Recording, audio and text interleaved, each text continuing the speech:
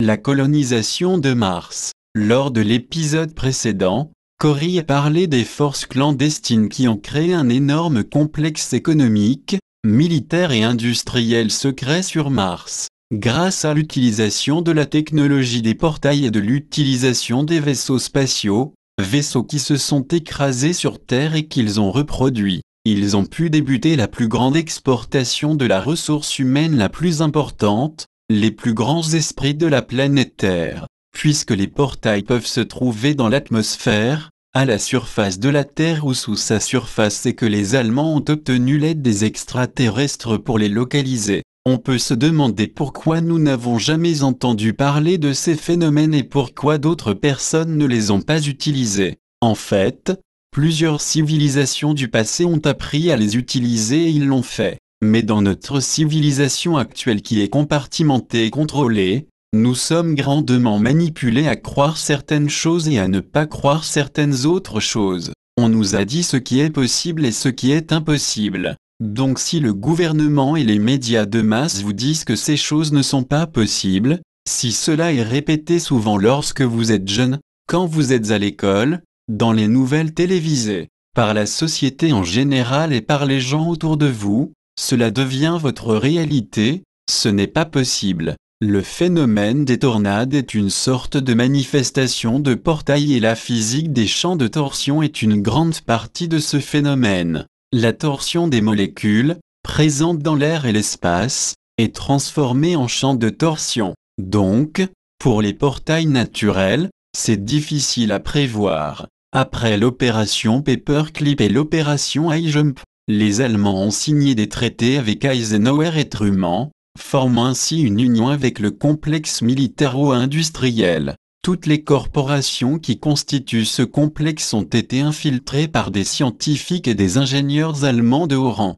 Toutes ces compagnies d'ingénierie aérospatiale ont commencé à manufacturer la technologie des programmes spatiaux secrets. Les militaires et le gouvernement ne pouvaient faire cela tous seuls. Ils n'en avaient pas la capacité. Mais les Allemands convoitaient l'infrastructure américaine. Ils avaient planifié de grandes choses pour ce qu'ils avaient déjà commencé à exploiter technologiquement. Ils ont donné de l'information à quelques compagnies aérospatiales, leur disant qu'ils s'étaient rendus dans la ceinture d'astéroïdes et qu'ils y avaient trouvé des astéroïdes entiers emplis de métaux précieux, qu'ils avaient déjà exploités. Alors devant les yeux de l'homme d'affaires apparaissaient des signes de dollars. Ils ont donc appuyé entièrement le grand plan des Allemands, afin d'élaborer une infrastructure géante dans l'espace. Ces groupes ont formé leur propre programme spatial secret et plus tard, après avoir aidé le gouvernement américain ainsi que d'autres gouvernements pour le premier programme spatial comme Solar ou Ardent, ils ont formé ce qui s'appelle aujourd'hui le conglomérat interplanétaire des corporations, ICC. Ce conglomérat est constitué de toutes les compagnies du monde qui construisent des technologies aérospatiales. Depuis les années 1950, ils ont suivi les traces des Allemands, de la Lune vers Mars, agrandissant la petite infrastructure que les Allemands avaient, grâce au pouvoir industriel américain. Ils ont occupé de petites bases et les ont agrandies, comme celle qui est sur la Lune. Le LOC a commencé comme une petite base, avec une certaine partie souterraine et ayant la forme d'un svastika. Il y avait quelques dizaines de personnes qui travaillaient dans cette base. Au début, ils développaient des technologies pour le gouvernement afin d'approvisionner ce qui deviendrait Solar ou Ardent et qui était son précurseur. Lors de la signature du traité, les Allemands ont donné aux Américains 3 vaisseaux de tailles différentes. Ils les appelaient les véhicules extraterrestres reproduits, ARV.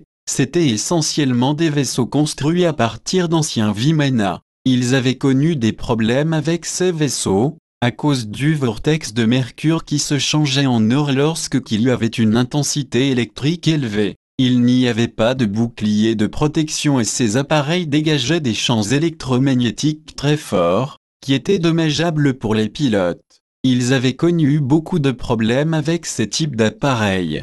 Ils ont donc donné ces vaisseaux aux militaires américains en leur disant « Tenez, vous pouvez tenter de résoudre ces problèmes, voici quelques jouets pour vous » et de leur côté, ils pouvaient aller développer des jouets plus sophistiqués. L'ICC a toujours gardé les technologies les plus avancées, et tout cela, bien des années avant Roswell. Les technologies qu'ils ont trouvées dans les vaisseaux spatiaux extraterrestres qui se sont écrasés, étaient une technologie si avancée que c'était un peu comme si un sous-marin nucléaire apparaissait durant l'époque de la guerre civile américaine et qu'ils devaient le reconstruire. C'est en étudiant les vaisseaux spatiaux écrasés qu'ils ont réussi à produire le téflon, le Kevlar, le velcro, les puces informatiques, les lumières LED, les circuits intégrés. Mais ils n'ont pas réussi à vraiment construire des vaisseaux à partir des vaisseaux de ces crashs. Ils en ont réparé quelques-uns et ils ont réussi quand même à en reproduire quelques-uns. Mais nombre d'entre eux s'écrasaient. Les Américains étaient si loin derrière les Allemands que c'en était gênant. En 1947, les Américains avaient envoyé une flottille entière en Antarctique pour déloger les Allemands. Le but des Allemands était d'obliger les États-Unis à signer ces traités, afin qu'ils puissent mettre la main sur la puissance industrielle qui a vaincu les Allemands durant la Deuxième Guerre mondiale. Ils voulaient exploiter le pouvoir industriel du complexe militaro-industriel pour ensuite l'infiltrer et l'utiliser afin de bâtir leur infrastructure sur la Lune et sur Mars.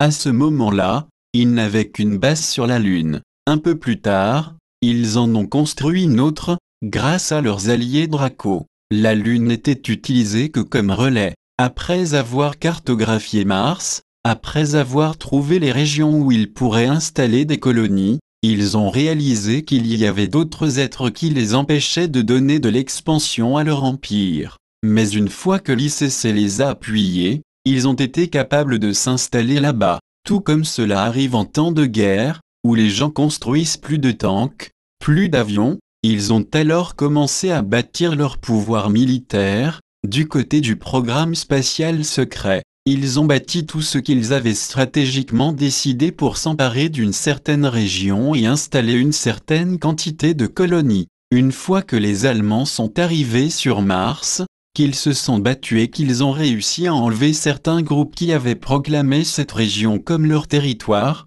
une fois qu'ils se sont sentis en sécurité, ils ont alors commencé à envoyer leurs ingénieurs et à préparer la région pour leur base.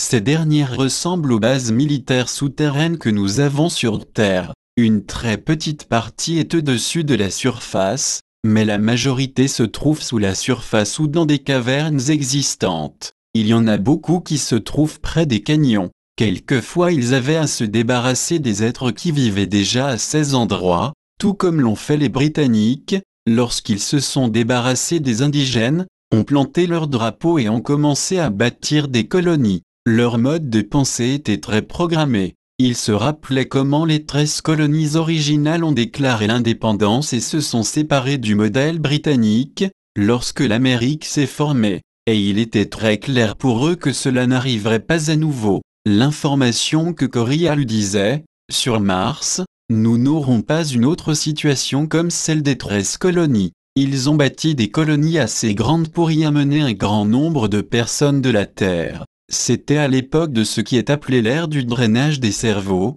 durant les années 1950 et 1960. Il y avait des groupes extraterrestres qui fournissaient du matériel et le support logistique pour l'expansion de leur territoire sur Mars. L'Alliance des Dracos en faisait partie. Mais ce ne sont pas les Dracos qui se sont débarrassés des indigènes, cela a été fait entièrement par nous. Par contre, les Dracos ont apporté une aide technologique. Il y a eu des atrocités qui ont été commises. Des milliers d'êtres intelligents ont été tués durant une courte période. Il y a eu des situations semblables à ce que s'est passé à Hiroshima et à Nagasaki, de nombreuses fois. Il existe une arme, qui a été développée peu après les premiers essais nucléaires. C'est une arme nucléaire, qui cause une énorme explosion et qui a un effet de vacuum tout de suite après. Il y a une seconde explosion tout de suite après et qui est sphérique.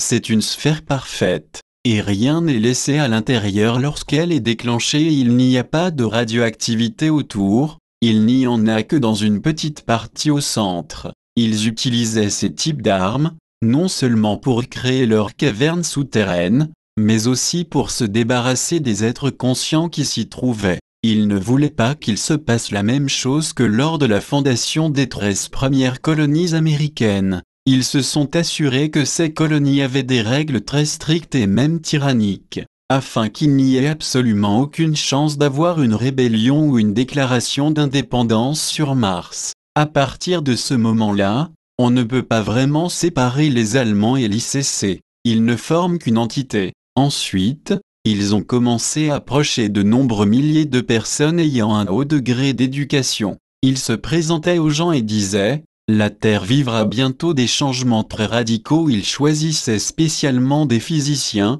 des géologues et tous ceux qui avaient des diplômes avancés. Et ils leur disaient « Si ton épouse est une infirmière ou un médecin, c'est encore plus avantageux ». Si ces personnes avaient des enfants, ils faisaient des tests génétiques secrets sur ces enfants. Ils avaient donc tous les renseignements nécessaires avant d'approcher les gens. Ils leur faisaient une offre, ils leur montraient des photos des bases souterraines ici sur Terre, les bases où l'élite s'enfuit présentement, des bases qui sont très avancées. Ils leur disaient, c'est là que vous irez. Vous y vivrez de la façon démontrée dans les émissions de science-fiction. Tout cela a eu lieu durant les années 1950. Et les gens acceptaient. Ils leur disaient ensuite, nous allons vous amener sur Mars, vous y vivrez là-bas et vous aiderez à sauver la race humaine, parce que vous êtes spéciaux. Votre génétique est spéciale. De nombreuses histoires différentes étaient inventées pour recruter ces gens. Et ces personnes faisaient alors leur bagage,